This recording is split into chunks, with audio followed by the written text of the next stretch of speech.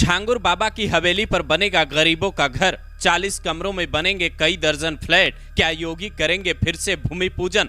अतीक मुख्तार के बाद अब जलालुद्दीन की बारी। क्या है शिज्जर तैयबा जिसे देखकर पुलिस भी चकराई।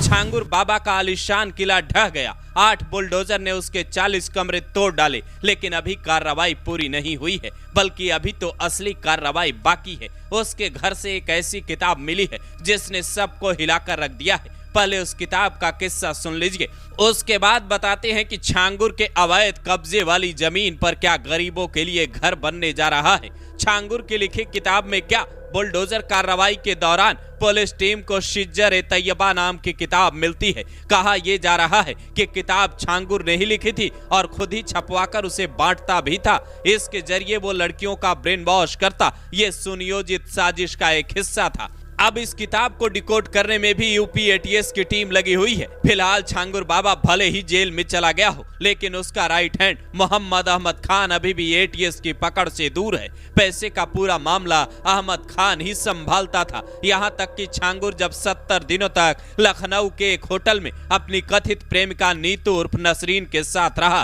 तो पैसे का इंतजाम हो सकता है अहमद ने ही किया होगा। जिसके बाद सवाल ये भी उठ रहे हैं कि क्या अतीक और मुख्तार की तरह छांगुर के नाम भी अलग अलग शहरों में बेनामी संपत्तियां हैं। यूपी एटीएस इससे जुड़े एक एक कागजात खंगाल रही है। मामले में ईडी की एंट्री भी हो चुकी है। सूत्र दावा करते हैं जैसे अतीक मुख्तार की अवैध कब्जे वाली संपत्तियां एक भी नहीं बची, वैसे ही जलालुद्दीन उर्फ छांगुर के साथ भी होने वाला है। यह तस्वीर तो आपको याद होगी जब दिसंबर 2021 में प्रयागराज के लूकरगंज में योगी आदित्यनाथ पहुंचते हैं। वही प्रयागराज जहां कभी अतीक की तूती बोलती थी, लेकिन माफिया अतीक की अवैध कब्जे वाली जमीन पर योगी राज में बुलडोजर भी चलता है और फिर उसी जमीन पर योगी आदित्यनाथ भूमि पूजन करते हैं। करीब 1731 वर्ग मीटर जमीन पर गरीबों के लिए 76 फ्लैट बनाए जाते हैं। जिन गरीबों को अतीक ने सताया था, उन्हें योगी सरकार में अपना फ्लैट मिला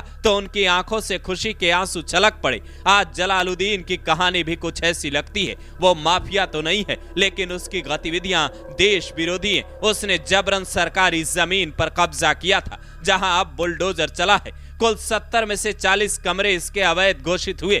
कुल 3 बीघा जमीन में इसने ये घर बनाया था। उस हिसाब से देखें तो इसके 40 कमरों को तोड़कर वहां गरीबों के लिए आशियाना बनाया जा सकता है। योगी सरकार की पॉलिसी है माफियाओं को अब जबरन कब्जाई गई जमीन हर हाल में खाली करना होगा, चाहे उसे किसी का भी संरक्षण प्राप्त हो। अगर उसने गलत किया है तो उसे सजा भी मिलेगी और जो जमीन खाली होगी उस पर गरीबों के लिए आशियाना भी योगी सरकार बनवा रही है। इसलिए जब योगी आदित्यनाथ ने यह ट्वीट कर लिखा कि छांगुर और उसके गुर्गों की संपत्तियां जब्त की जाएंगी, जिसके बाद कईयों के दिमाग में पहला सवाल यही था कि जैसे अतीक के कब्जे वाली जमीन को खाली करवाकर वहां पीएम आवास योजना के तहत फ्लैट बनवाकर योगी ने खुद भूमि पूजन किया और उसे गरीबों में बांटा, क्या वही यहां भी करने वाले हैं? आप शायद ये जानकर दंग रह जाएं कि माफिया मुख्तार की अवैध कब्जों वाली जमीनों पर भी फ्लैट बनकर तैयार हो चुके हैं, जिनका आवंटन अगस्त महीने में होने वाला है। करीब 72 लोगों को यहां फ्लैट मिलेंगे। योगी सरकार के इस कार्रवाई की